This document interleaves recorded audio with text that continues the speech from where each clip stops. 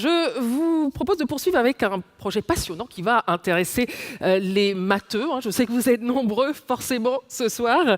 C'est un projet sur le calcul de haute performance, le calcul haute performance. Les enjeux, alors vous allez voir, sont vertigineux. C'est un projet qui est porté par François Allouge, professeur, membre du Centre de mathématiques appliquées de l'IX. Merci de l'accueillir. Selon une étude publiée en 2015, les mathématiques contribuent à hauteur de 15% au PIB français. En clair, tout est maths, d'où l'importance du calcul haute performance. Oui, absolument. Donc tout est maths, tout est calculé. Les calculs se retrouvent absolument partout. Il y a des entreprises, des startups, on pense à Google, on pense à Facebook, qui sont fondées sur des algorithmes. Au niveau de l'industrie, tout est calculé aussi. Donc les avions, les bateaux, les voitures, on l'a vu aussi avec le projet d'Éric Goubeau. Tous ces objets-là sont calculés. La climatisation de votre voiture a été calculée numériquement. Pour faire tourner tous ces calculs, on a besoin d'ordinateurs de plus en plus puissants, de plus en plus performants. Aujourd'hui, la machine la plus puissante au monde est chinoise et elle a dépassé les machines américaines, en fait. C'est un enjeu économique mondial. Elle possède 10 millions de cœurs. C'est considérable.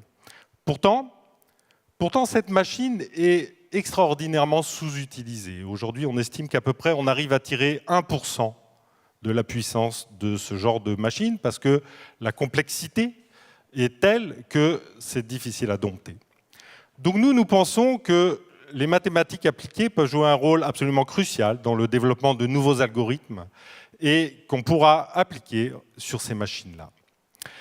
L'IX est une chance inouïe pour ça, pour deux raisons. La première, c'est qu'elle possède un laboratoire de mathématiques appliquées qui est reconnu au niveau international, dont j'ai la chance de faire partie. Et la deuxième raison, c'est que c'est un tremplin pour l'accès, notamment aux entreprises qui ont besoin de calculs numériques, tout à fait extraordinaire et tout à fait essentiel. Donc nous pensons que ça va nous aider en fait, à transférer de la science et de la science numérique auprès des entreprises. Alors pardonnez-moi, moi je ne suis pas matheuse, sinon j'aurais probablement tenté l'X, évidemment. Donc si je vous demande comment se traduit ce calcul haute performance, est-ce que vous pouvez nous donner un exemple concret ? Oui, je peux même vous donner deux exemples en fait, qu'on est en train de développer dans notre équipe, aux deux extrémités du spectre en fait, du calcul. Donc typiquement, nous avons développé un logiciel de calcul pour ce qu'on appelle la diffraction acoustique. Donc ce logiciel a été confronté au logiciel industriel les meilleurs de France et du monde, et ça s'avère tout à fait à la hauteur. Et à l'autre bout du spectre, en fait, pour ce qui concerne plutôt le calcul haute performance dans les systèmes embarqués, donc nous sommes en train de développer des méthodes d'acoustique, en particulier de spatialisation du son qu'on va pouvoir embarquer dans les casques audio et qui vont permettre de guider les aveugles, notamment pour faire du sport. Ouais, effectivement, les applications sont très pratiques. Voilà. Et comment l'école va-t-elle s'investir dans ce calcul haute performance ? Alors, donc nous avons déjà commencé en fait, à développer un certain nombre de directions. Nous comptons vraiment développer 4 directions principales aujourd'hui. Donc, la première, c'est de créer un laboratoire d'acoustique et d'audio numérique, ce que nous avons commencé de faire, en fait, avec pas mal de collaborations industrielles là aussi.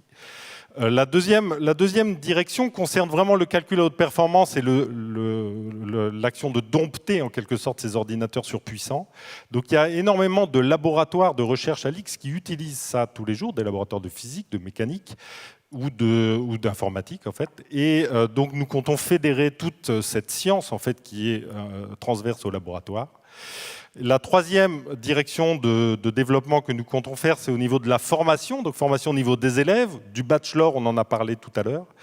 Et ça nous conduit aussi au quatrième axe, en fait, c'est la formation continue pour les entreprises que nous souhaitons aussi essayer de joindre à notre projet.